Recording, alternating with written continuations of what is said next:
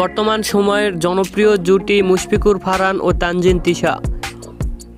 দিন দিন বাংলা নাটকের জনপ্রিয়তা বেড়েই চলেছে। সেই ধারাবাহিকতায় আবারও নতুন নাটক নিয়ে হাজির হয়েছেন জনপ্রিয় এই জুটি। নাটকটির নাম হৃদয় জুড়ে তুমি। এই নাটকটিতে অভিনয় করেছেন বর্তমান সময়ের আলোচিত অভিনেতা মুশফিকুর ফারহান ও অভিনেত্রী তানজিন তিশা। এই নাটকটির রচনা ও পরিচালনা করেছেন মোহাম্মদ তৌফিকুল ইসলাম। এই নাটকটি খুব শীঘ্রই ঈদে সিএমবির ইউটিউব চ্যানেল প্রকাশিত হবে। আপনারা দেখতে চাইলে অবশ্যই সিএমবির ইউটিউব চ্যানেলে চোখ রাখুন এবং নিয়মিত নতুন নাটকের আপডেট পেতে হলে চ্যানেলটিকে অবশ্যই সাবস্ক্রাইব করে রাখুন এবং পরবর্তী ভিডিওর জন্য অপেক্ষা করুন।